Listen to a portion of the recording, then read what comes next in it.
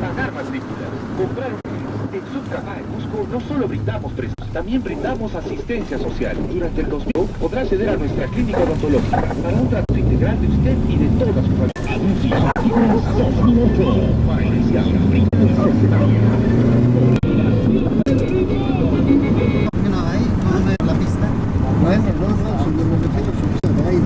These look abandoned. I don't know if they're not.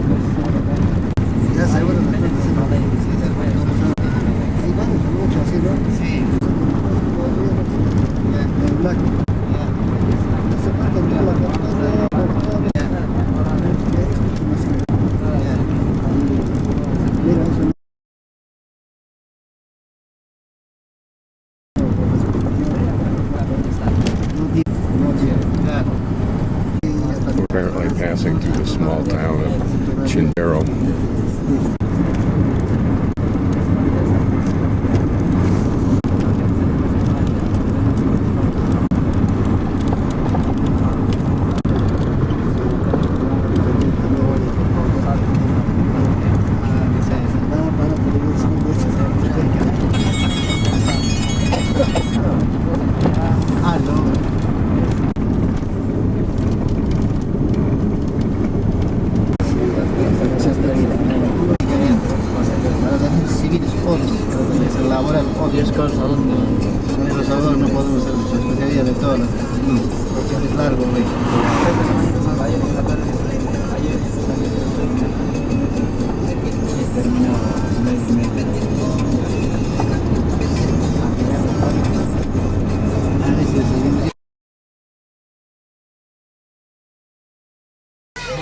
We're stopped in a little town of Moray.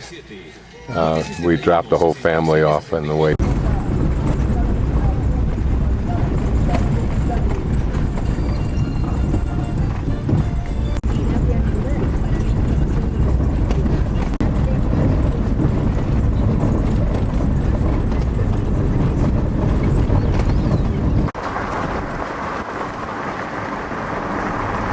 Papa. So the yellow, yeah, the papa. Está floreciendo papa. Cebada. ¿Qué es? Esto, acá no hay.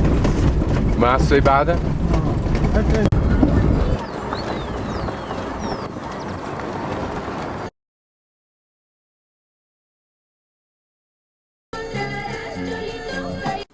Okay, this is the Inca site, Moray, and in brief, it was a agricultural experimental station. So that about 150 feet down is that center part. The Incas used this as a way of doing two things. One, to cultivate products at different levels because they were acclimated to different levels. But in my mind, equally if not more interesting, was they modified plants by growing them at one level and then over time successively growing them at higher levels to acclimate or to create plants that were acclimated to higher elevations. Then those plants could be transported to other places throughout the Inca Empire and successfully grown.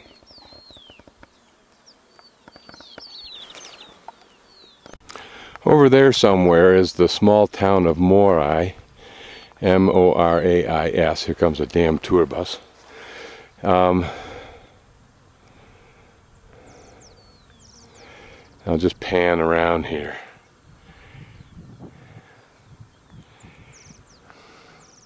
Over there somewhere is Udubamba, which I stopped in briefly on the way to Ollantaytambo and Machu Picchu. Okay, I've branched off to the right from the main area to this area, so we'll go down and see what it's all about. Okay, this is a smaller and not as deep a circular configuration of terraces.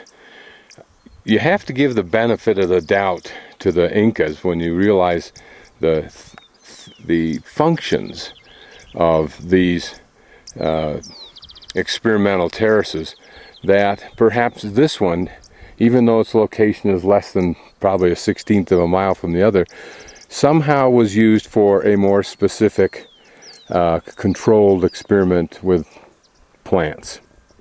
Now we'll work our way back to the larger area. Through this immediate area in between the two amphitheaters, you can see reconstruction here on the right, some very clear example of archaeological probing. But these could very well have held all kinds of various buildings for various functions related to the experiments going on here. Now we're back at the original site that I looked at, but notice that it also is composed, or it is composed of two amphitheaters, this being the one we didn't see from that earlier vantage point that we can see now, and we'll climb down to it. Just before we drop down and looking back at that, let's call it the third one, the one that stands by itself, you can see the remnant of walls. You can see the hint of terracing of some sort, whether that was used for agricultural terracing or whether it was like a mini plaza for administrative buildings. I have no clue. I'm about halfway down here and I just had some thoughts. The sun is a little bit to the left of coming over my left shoulder, in other words to our left, and you can see that, as we all would know, this area to the right will get sun longer than this area over here to the left, particularly because it's steep, and it's clear that they didn't run the terraces up too terribly high. I think you can see where they're being supported by some support logs there. Whether there was a terrace on top of those or whether those were just walls to protect the terraces below, I don't know. But when you start to think about it, you get a sense of the variety of microclimates that could exist in a hole like this. Now you step across that little peninsula of outcropping there and you're into the even bigger hole. Does that offer different options for experimenting as opposed to this one here? Who knows? And then there, of course, are terraces typical of the terraces used all over the Inca kingdom that might have been, well, certainly were part of the process, but might have been, for example, to test the normal way that terraces are used by the people. What these piles of stones are, I don't know. My guess is that they are stones collected during the uncovering and restoration process that are stacked in reasonable proximity to where they were found. And you have to wonder what this large sloped plaza-like area was for. Certainly everywhere that the Incas built terraces, in those river valleys at the base of those terraces were obviously flat areas, and maybe this is just a replication of that situation for its testing.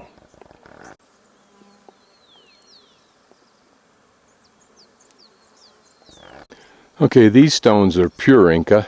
These are the vertical channels for the water channels that the Incas used to control and distribute water to the terraces. So on top of these and connecting to them and on the bottom and running away from them would also have been stones that were carved with those channels to perfectly bring the water down and distribute it. Here you see the two stone remnant of a stairway that's classic Inca, and just guessing from the bottom of the terrace over to the left, there may have been another 2 or 3 feet of terracing above the level that now remains, and that of course is what these rocks probably were for. It doesn't appear that there were any terraces above the one terrace that I'm panning around.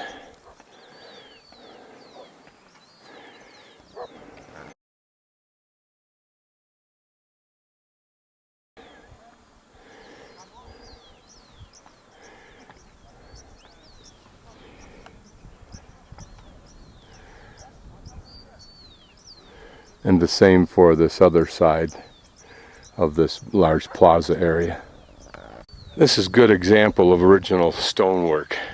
Not as fine as you'd find in a palace or in the home of a noble, but certainly excellent stonework. The stones actually worked to fit quite tightly together, but not precisely so. Notice also the flower-like design of this wall. If we take that center rock as the center of a flower, then the petals radiate around it. And you can move almost to any of the stones and see that that same arrangement surrounds it. So this was a continuous design.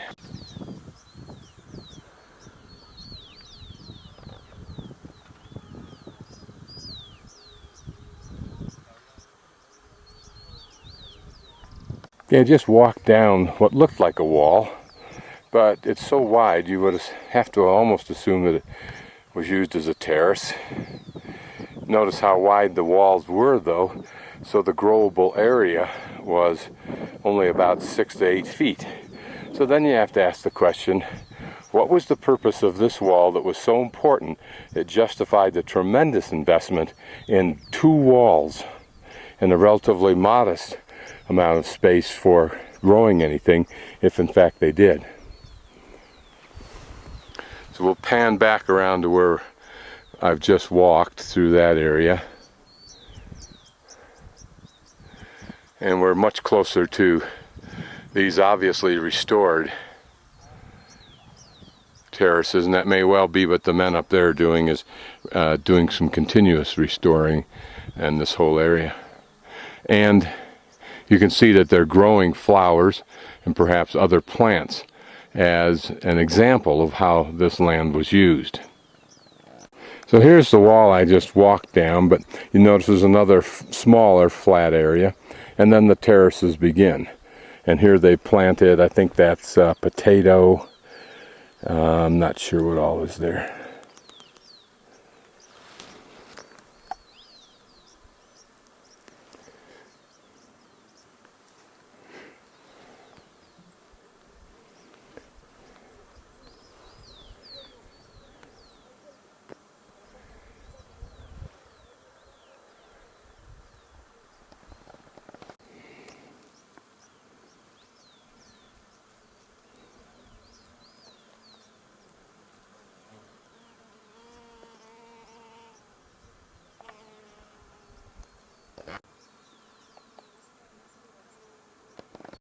Some kind of pretty moth.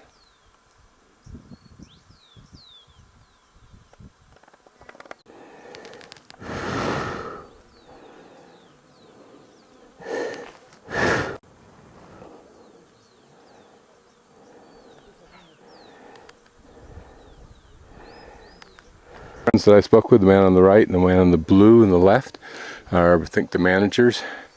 And these men here are making measurements of the wall. Notice how the walls have been lined off, marked, I think to indicate over time any kind of movement, particularly if it occurs catastrophically from earthquakes or something. They can, from photographs, rebuild this wall. And this is part of the process.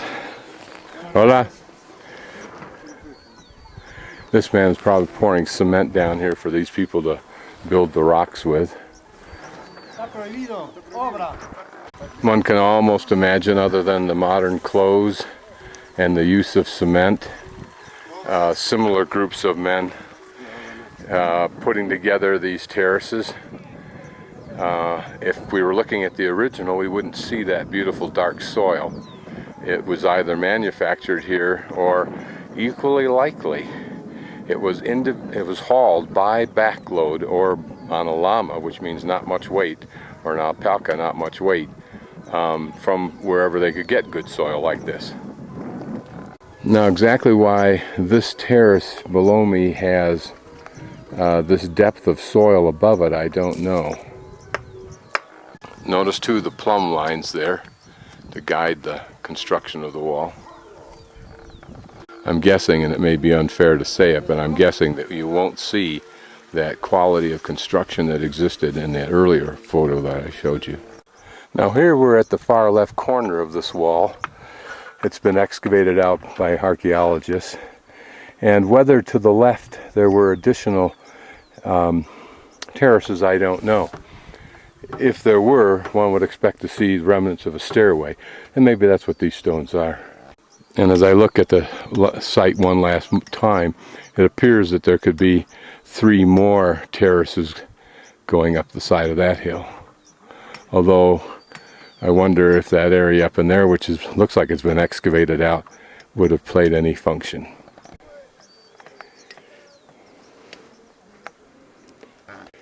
And I think the purple plants may be the potatoes. If not, they're the ones further on that have white flowers. Don't know if this is a wild daffodil or not. It has some kind of look like that. It's neat as I wander along these walls and climb down these stone stairs and look at these plants to imagine that I'm back 500-600 years having something to do with all of this. That this is my world. Now when you're going to multiple sites that are similar, you always start looking for anomalies, something that's different. But what's interesting here is notice the stairways go from left to right, and the first one from right to left, and then left to right, and behind me right to left. Certainly this was intentional. That's where I was. Another flat plaza-like area, and certainly a place, obviously a structure.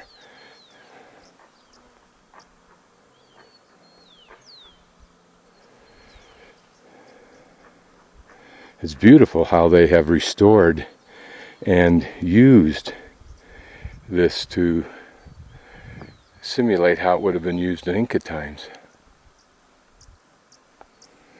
So I think I'll just walk along this terrace until I get past that man and then come down those stairs. Again, one of the things I find intriguing is, considering this wall is at least 1.5 feet, if not 2 feet wide, there can't be more than 1.5 feet and 2 feet of arable land. Obviously it increases when we get around this corner, but consider the phenomenal investment. Here this man and others are clearing the grass off to maintain it. Here we're looking across this biggest amphitheater, for lack of a better name. Notice they've shored up this terrace wall, reduced the amount of work they'll have to put in when they get around to restoring the rest of these terraces. And just kind of a panning shot. The interesting thing is, not only was this surprisingly and amazingly scientific, but it's beautiful. I mean, this circular terraces are beautiful, and of course, if the Incas are any indicator, they're perfectly circular, unless there was some reason not to be. Now here's some warehousing of the big stones that once again in their lifetimes, contrary to nature, will be lifted up into the restoration of these other walls. I'm almost to the bottom. Sense of coolness down here, but I wouldn't be trying to suggest that it's the design that's causing that. I'm not that knowledgeable. But there is something very pleasurable in being in the scientific guts of a society as clever and as powerful as the Inca.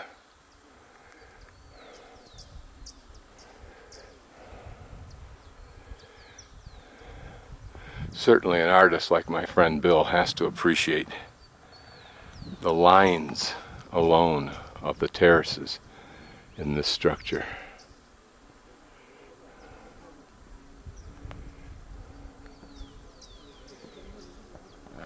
And notice that the furrows, at least for these potato plants, radiate out from the center, perhaps for gravitational drainage.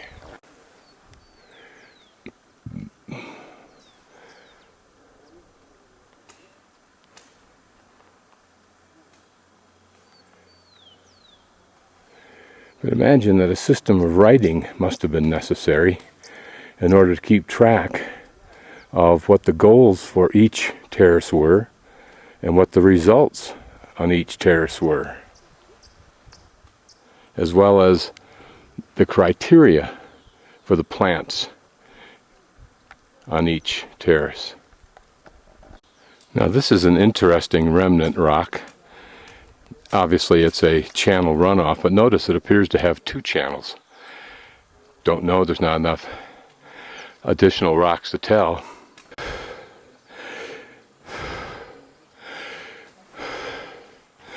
Even climbing up these short few feet on the rocks grabs at your breath at this high altitude. I'm not sure if these are all original remains or just sufficient to outline the building that was here. These two corner rocks look like they were original.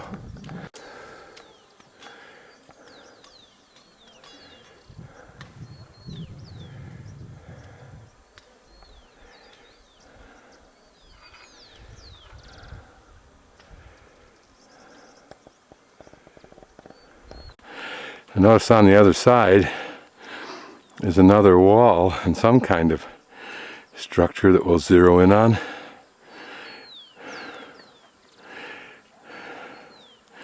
Can't tell from here, but there's a sizable wall right there.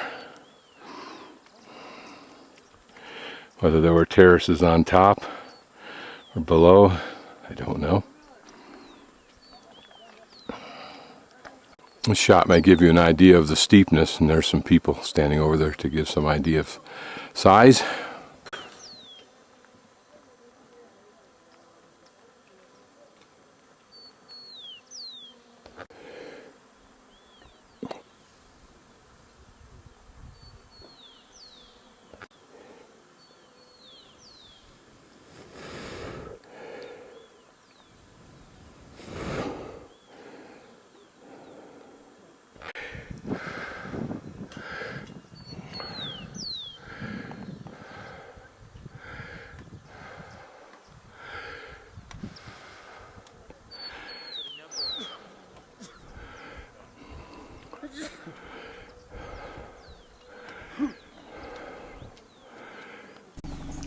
Just driving along on the way back to Moray, I just happened to notice a rock that's been obviously carved by the Inca. What it was for probably was in place when it was carved, probably for offerings.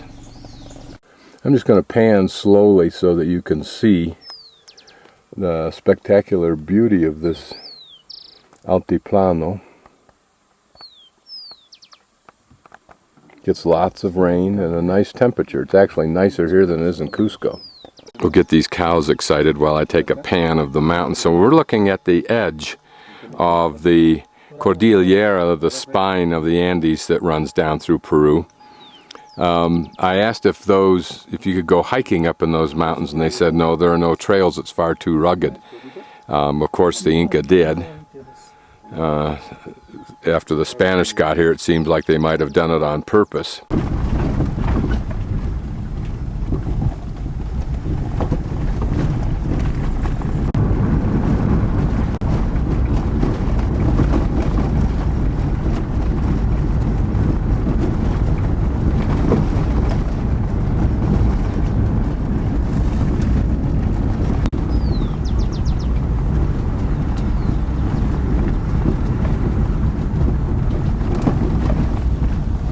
Que veas amigos. Ya. ¿Te ¿Vas a sacar más? Claro. Ya.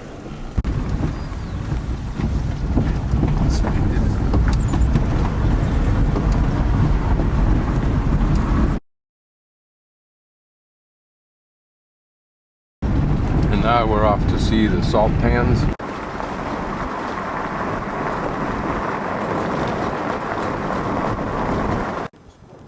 This is the Salineras, or the salt pits.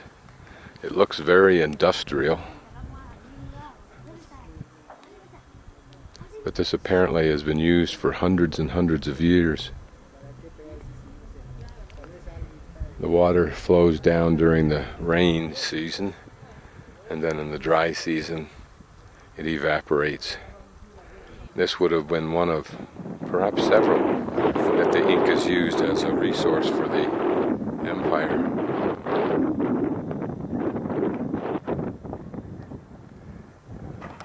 We'll know when we get closer, but presumably each of these is built by the Incas, or maybe hollowed out of the rock. I don't know till I get down there, I guess.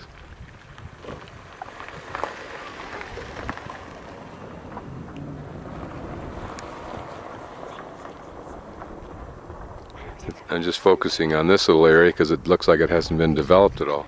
Maybe it's too steep. You can see that there's a pattern of runoff, like I'm following a little river runoff there. Cuts across the hill from upper left to lower right. I believe those are Inca ruins, and within them is that other building. I hope to stop on the road up and video down onto them.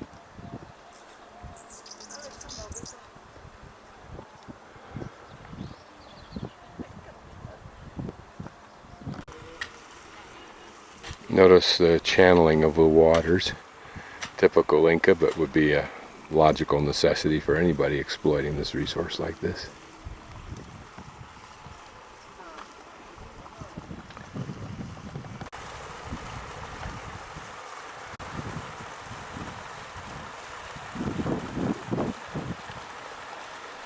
Notice as I pan down the water channeling, number one, and number two, how the salt pans themselves cascade down the natural topography. Obviously it makes sense, I'm just pointing it out.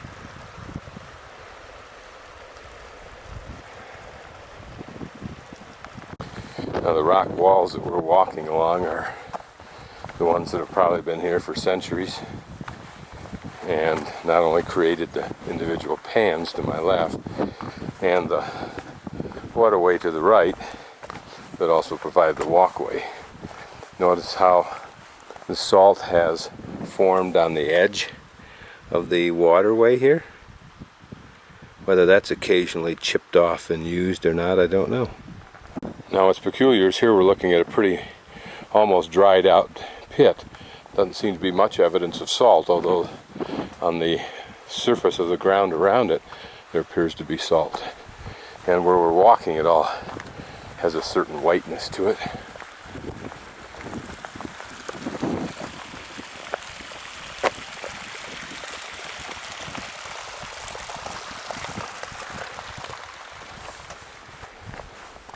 Here's just a little mini water trough for filling up that pit, and you can see how they've just done it very, very simply, of course. Now I don't know if these are salt structures or not. They kind of look like it. I've seen salt in caves that looked like that big slab. You'll notice down below there are more.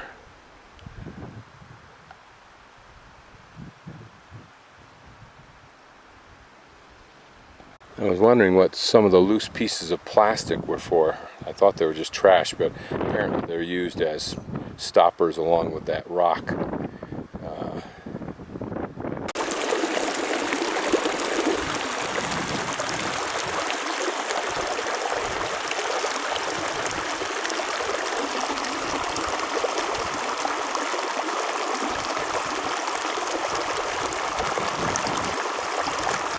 Here it's evident that the salt has formed a kind of a crust on the surface. Whether that's, I would assume that that's just chipped away and taken as an even easier resource than the salt from the pans once they've dried out.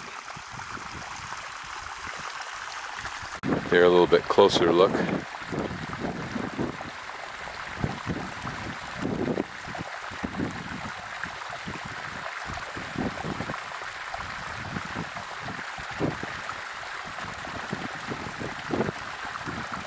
It also occurred to me that as the water flows down through here, particularly if there's a greater volume than right now, it deposits even more salt on top of the sides and thereby creates even a deeper channel, or at least a higher channel.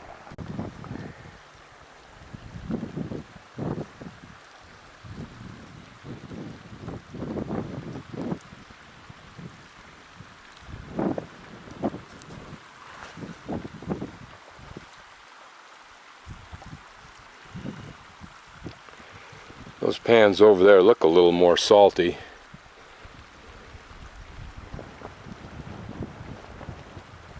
Notice the height of those terraces in order to create the pan. I won't go all the way down through there because it's pretty redundant, but it would be interesting to know how long it took for the Aztecs to fully develop this resource. I tasted the salt, the water a moment ago, and it is very, very salty. This looks like it might have a fair salt content. In the center is that part I photographed from above earlier that didn't have any salt pans for the obvious reason it's just too steep. This is the stream that feeds all of this. Here it exits from the side of the hill, but I think that it probably exposes itself up above. I think we saw it. And this man is putting a plaster, a stucco over the normal mud brick adobe, and these will be probably little stalls. Muchas gracias, señor.